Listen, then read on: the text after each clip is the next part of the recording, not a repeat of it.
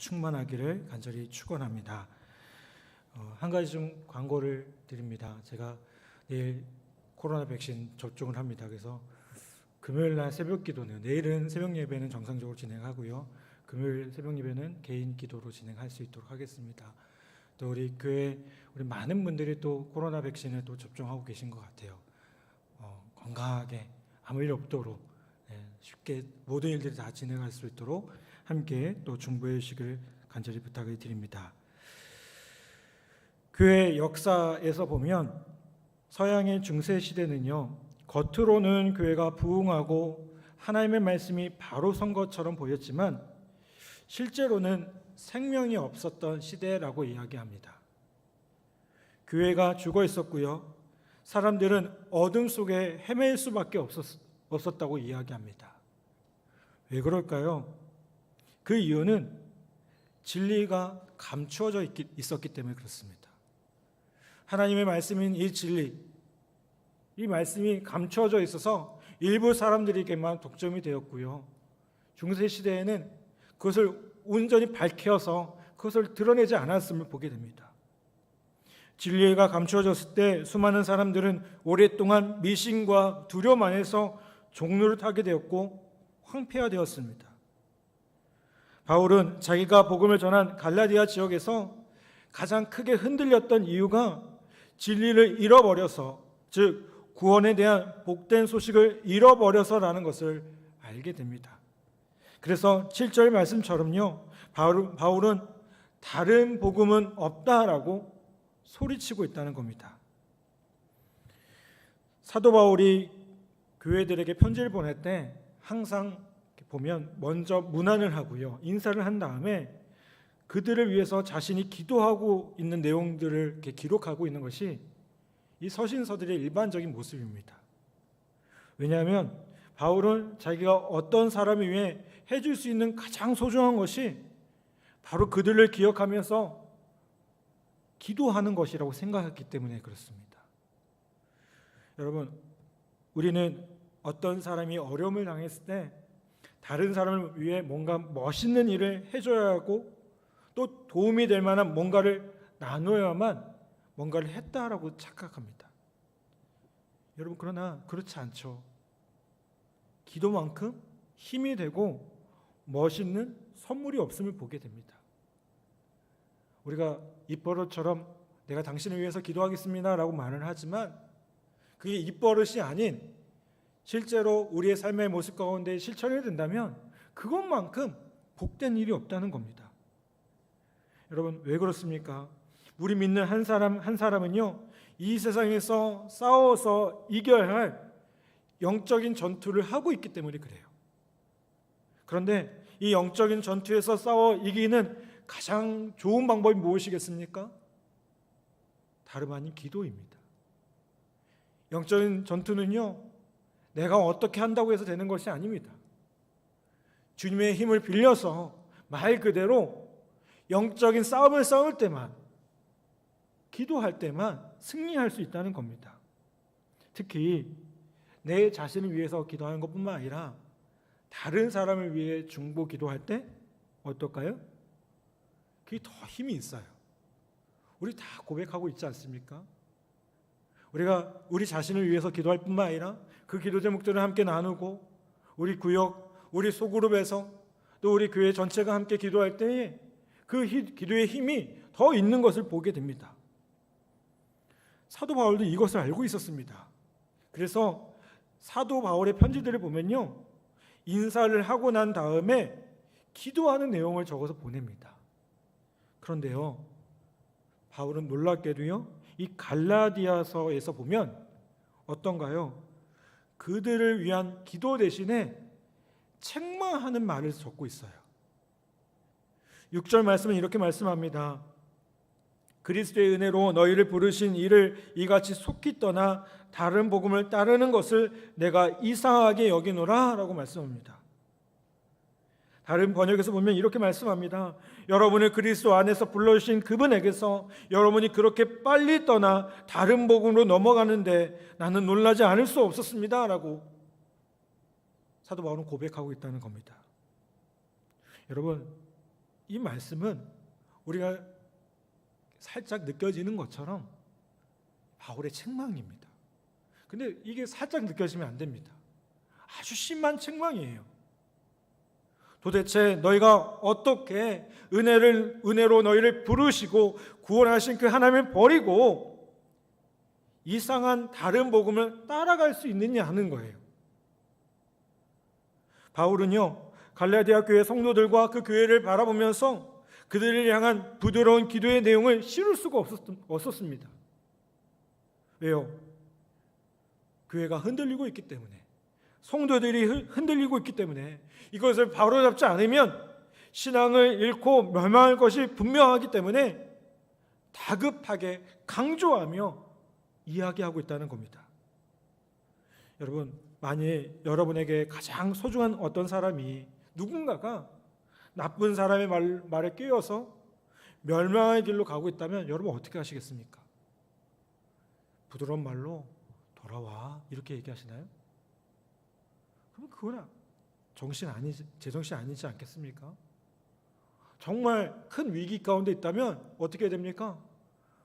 빨리 돌아오라고, 그거 잘못했다고 그 사람을 일깨워주고 깨우쳐줘야 되지 않겠습니까? 절대로 좋은 말로 권면하지 않을 겁니다. 무슨 말을 하든지 그것이 잘못된 길이라면, 잘못된 길로 가고 있다면 그 사람이 온전히 돌아오기만을 바라보면서 아주 큰 목소리로 권면할 겁니다. 자, 여러분, 사도 바울이 보기에 지금 갈라디아 교회와 교인들의 모습들이 어떤 모습이에요? 이런 상황인 겁니다. 그들이 멸망의 길로 가고 있었습니다. 다른 복음을 따라가고 있었습니다. 그 끝은 멸망이었습니다. 사망이었습니다. 그러니 사도 바울이 어떻게 합니까? 그렇게 가면 안 된다고, 그런 모습은 합당하지 못하다고, 그들이 제정신이 아니라고, 그래서 사도 바울이 소리치고 있다는 겁니다. 그러면 그 첫 마디가 무엇입니까?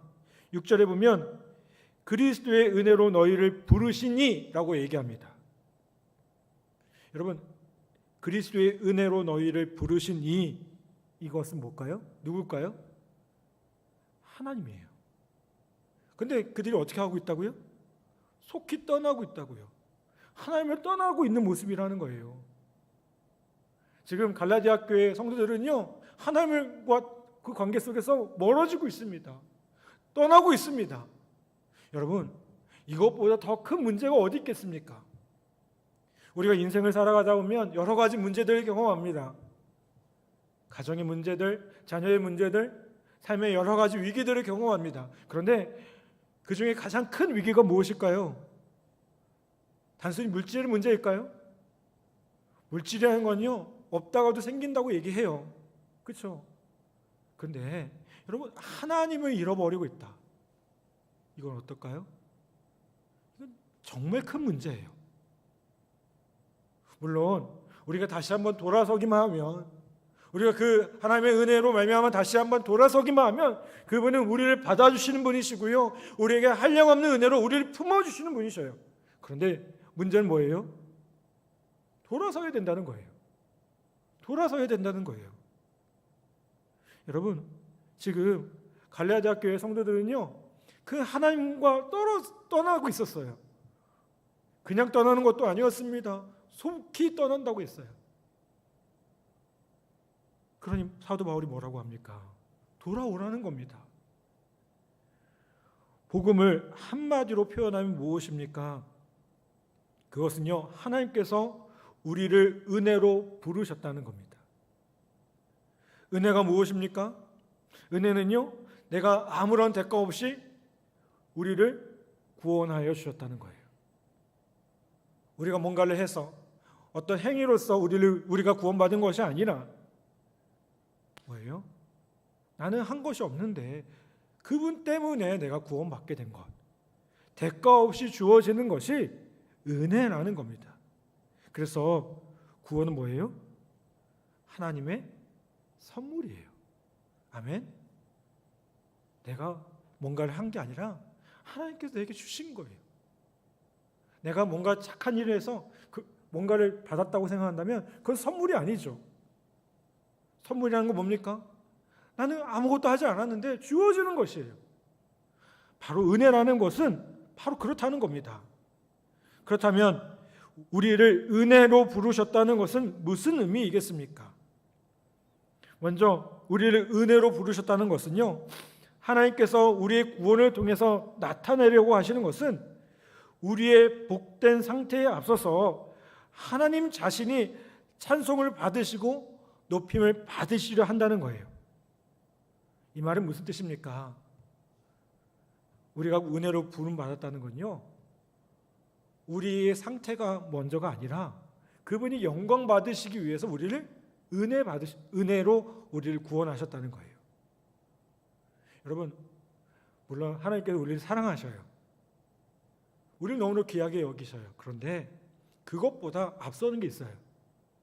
하나님은 우리의 모습을 통해서 그분이 영광 받으시기 원하시고요, 그분의 이름이 가장 높임 받기를 원하고 계셔요.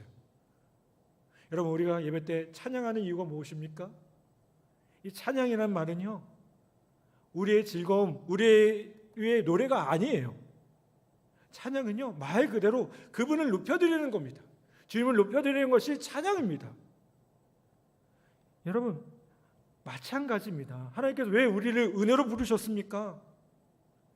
우리가 존귀한 자라고 우리를 부르신 게 아닙니다. 그분이 높아지시기 위해서, 그분이 찬양받기 위해서 하나님은 우리를 은혜로 부르셨다는 거예요. 두 번째로 은혜로 구원받았다는 것은요, 모든 인간은 똑같다는 거예요. 여러분, 하나님 은혜 안에서 모든 인간은 어떨까요? 똑같아요. 어떻게 똑같을까요? 다 죄인입니다. 다 죄인이에요. 그리고 그 은혜로 말미암아 구원받은 자들이에요. 군인이요, 1km 탈령을 하건 10km, 100km 탈령을 하건 그것이 중요한 게 아니에요. 탈령했다는 게 중요한 거 아니겠습니까? 마찬가지예요. 우리가 하나님 앞에 어떤 존재예요? 우리가 구원받기 이전에는 진노의 자녀였고요, 진노의 자녀가 아니죠, 진노의 자식이죠, 그렇죠? 진노의 자식이었고 하나님 앞에 분노의 대상이었어요. 그런데 그런 우리가 하나님의 은혜로 구원받았어요. 그러니 여러분, 이게 얼마나 귀하고 복된 일입니까? 우리 모든 인간은요, 다 똑같은 존재예요. 여기 있는 저는 뭔가 특별할까요? 아닌 것 같아요. 저 역시 부족해요. 저 역시 너무나도 부족한 존재인 것 같아요. 여러분, 우리 모두가 다 부족한 존재입니다. 그러니 어떨까요? 그러니 주님의 은혜를 구할 수밖에 없는 것이죠. 마지막으로 은혜로 구원받았다는 것은요, 이제 내 마음대로 살아가는 것이 아니라 나에게 은혜를 주신 그분의 뜻대로 살아야 된다는 것을 의미합니다. 여러분, 우리가 구원받았는데, 물에 빠져서 우리를 살려주셨는데, 죽을 뻔한 우리를 살려주셨는데 어떻게 해야 되겠습니까? 그것에 합당하게 살아가야 되지 않겠습니까? 우리를 살려주신, 우리를 구원하신 그 목적을 기억하면서 살아야 되는 거 아니겠습니까? 여러분, 그런데 구원받았다고 하면서 하나님의 이름을 높이지 않고요, 자기의 공로를 자랑하고 있다면, 그리고 예수 믿는 사람을 차별해서 덜 거룩한 자와 더 거룩한 자로 차별하고 있다면, 그리고 자기 마음대로 더러운 삶을 살아가고 있다면 그 안에 구원이 없음을 보게 돼요. 여러분, 오늘 우리가 다시 한번 은혜로 구원받은 존재임을 다시 한번 기억하기를 간절히 바랍니다. 그러면 갈라디아 교회에 찾아온 오늘 6절 보면 다른 복음이 나오죠. 이 다른 복음 무엇일까요? 제가 지난주에 설명한 것처럼 유대교였어요. 우리는 율법과 유대교를 좀 구분할 수 있어야 돼요. 율법과 유대교는 같은 것이 아닙니다. 율법은 무엇일까요? 율법은 하나님께서 이스라엘 백성들에게 하나님 백성된 도리로 지켜야 할 법을 선포하신 것입니다. 이것은요, 하나님께서 그의 백성들에게 요구하시는 기준입니다. 그런데 하나님께서 그의 백성들에게 이 율법을 모두 완벽하게 지킬 것이라고 생각해서 주신 것이 아닙니다. 이스라엘 백성들은요, 완전하게 율법을 지킬 수가 없었습니다. 그들은 늘 실수하고 하나님의 뜻을 거역했어요. 그래서 그들은 어떻게 합니까? 그 율법 앞에 자신을 비춰보니까, 나 자신을 비춰보니까 나 자신이 믿을 만한 존재가 아닌 거예요. 믿을 만한 존재가 아닌 거예요. 여러분, 우리가 말씀 앞에 우리 자신을 비춰보면 어떻습니까? 늘 부족하지 않겠습니까? 늘 부족하지 않습니까? 부끄러운 모습, 생각으로 마음으로 짓는 죄가 얼마나 많은지요? 우리가 늘 주님 안에 살아간다고 얘기하고 있지만 얼마나 많은 죄와 허물 가운데 살아가고 있는지 모릅니다. 여러분, 그래서 그들 자신이 하나님 앞에서 얼마나 연약하고 죄악된 자들인가를 항상 깨닫고요. 뭘 구했을까요? 나는 이렇게 부족하니까 하나님의 은혜를 구하는 거예요. 하나님 나를 불쌍히 여겨달라고, 하나님의 은혜를 힘있게 해달라고 그렇게 간구하는 겁니다. 그래서 율법은 뭐 하는 겁니까? 하나님에 대한 믿음을 불러일으키는 역할을 했어요. 율법이 원하는 것이 율법에 완전히 지키는 그런 공로가 아니라 뭐라고요? 하나님에 대한 믿음을 불러일으키고 은혜를 기억하게 하는 그런 도구였다는 겁니다. 그래서 구역의 성도들은요, 율법을 지킴으로 구원을 받은 것이 아니라 율법을 통해 자신의 연약함을, 죄악성을 더욱더 깨닫고요, 하나님을 의지하고 믿는 그 믿음으로 구원받은 것입니다. 따라서 구약의 성도들도요, 구원을 받은 것은 무슨 이유일까요? 율법 때문이 아닙니다. 믿음 때문이었어요. 하나님의 은혜였다는 겁니다. 그런데 여러분, 유대교는 무엇일까요? 유대교는요, 율법의 문자 조항 그 자체를 절대시하는 겁니다. 이 율법이 믿음을 불러일으키는 간접적인 그런 역할을 하는 것이 아니라 어떻게 할까요? 율법의 조항을 문자적으로 많이 지키면 그만큼 더 구원에 가깝다는 거예요. 여러분, 이게 분명히 다른 거 아니겠습니까? 율법은 뭐예요? 우리로 하여금 믿음을 불러일으켜서 은혜를 사모하게 하고 믿음 가운데 나아가게 하는 게 율법의 목표였는데, 모습이었는데, 이 유대교는 어떻게 한다고요? 그걸 문자적으로 많이 지키느냐 덜 지키느냐 가지고 구원의 조건을 논하고 있다는 겁니다. 그러니까 뭐가 절대시될까요? 이 율법 자체가 절대시되고요, 그 안에 있는 정신이나 의도 같은 것은 전혀 중요하지 않았어요. 한마디로 유대교는 그래서 뭐예요? 그 당시에 분명한 이단이었어요. 그리스도인 입장에서 보면. 그렇다면 여기서 의문이 하나 생깁니다. 왜 갈라디아 교인들은 복음으로 만족하지 못하고 다시 유대교로 돌아갔을까요? 그것은요, 이 복음의 특성 가운데 뭐가 있냐면요, 눈에 보이지 않아요. 드러나지 않아요. 복음을 처음에 받아들일 때 아주 행복하죠. 기쁘죠. 정죄도 없고요, 유대교의 무거운 짐도 없습니다. 그런데 뭐도 없어요? 자기 자랑이 없는 거예요. 눈에 보이는 내 자랑이 없는 거예요. 왜요? 복음 뭐죠? 값없이 주어지는 거거든요. 쉽게 말하면 공짜로 주어지는 거 아니겠습니까? 내가 지불한 것이 아니지 않습니까? 여러분, 사람은요, 아무리 소중한 것이라도요, 공짜로 주면 어떨까요? 그 가치를 잘 생각하지 못하는 것 같아요. 제가 예전에 우리 병사들하고 성경 공부를 하는데요. 제 그 사비를 들여서 성경 공부 교재를 다 사줬어요. 근데 몇 주 지나고 보니까 교회 곳곳에 뭐가 있냐면요, 이 교재가 있는 거예요. 성경 공부 교재가. 제가 마음이 너무 시험이 되는 거죠. 이 친구들이 이게 내 마음을, 의도를 생각하지 않는구나. 그 다음부터 무슨 생각했을까요?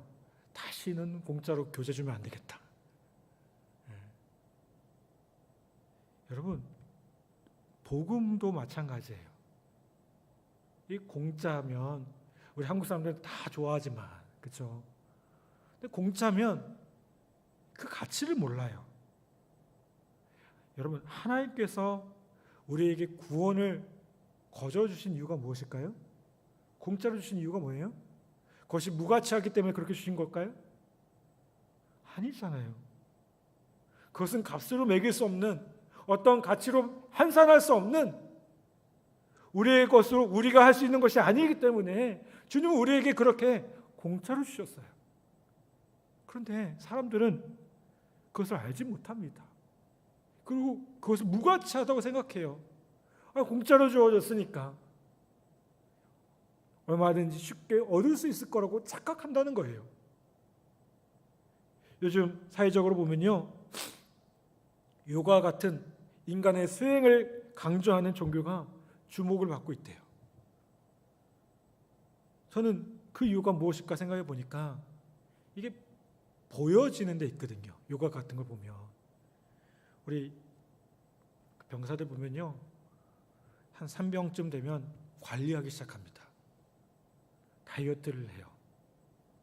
근데 다이어트를 하는 정도가 아니라 몸짱이 되려고 그래요. 그것도 참 귀하고 복된 일이죠. 근데 문제는 뭘까요? 거기만 관심이 빠져 있어요. 거기에만 빠져 있어요. 특히 요즘 미디어의 발달과 또 계속해서 이런 것들을 강조하는 외모 지상주의적인 어떤 모습들이 나타나다 보니까 뭔가 보암직하고요, 뭔가 멋있어 보이는 것에 관심이 집중하고 있다는 겁니다. 내적인 가치, 내면의 가치는 무시한 채 겉으로 보이는 그 모든 것, 거기에만 우리의 관심이 집중되고 있다는 거예요. 그래서 신앙도 뭔가 있어 보이는 거, 가부좌 들고 뭔가 있어 보이는 거, 소리 지르고 뭔가 특별한 경험을 해야만 그 신앙이 뭔가 있어 보인다고 생각해요. 여러분, 있어 보이는 걸 찾기 원하십니까?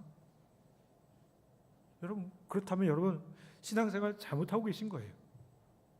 우리는 충분히 복음만으로 만족할 수 있어야 됩니다.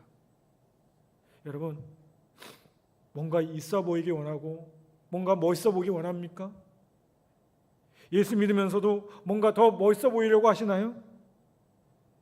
바로 그런 우리에게 10절의 말씀으로 도전을 합니다. 우리 10절 말씀을 같이 한번 봉독해 보겠습니다. 함께 봉독합니다. 시작. 이제 내가 사람들에게 좋게 하랴, 하나님께 좋게 하랴, 사람들에게 기쁨을 구하랴. 내가 지금까지 사람들의 기쁨을 구하였다면 그리스도의 종이 아니니라. 아멘. 여러분, 지금 바울이 뭐라고 얘기합니까? 신앙생활을 왜 하냐는 거예요.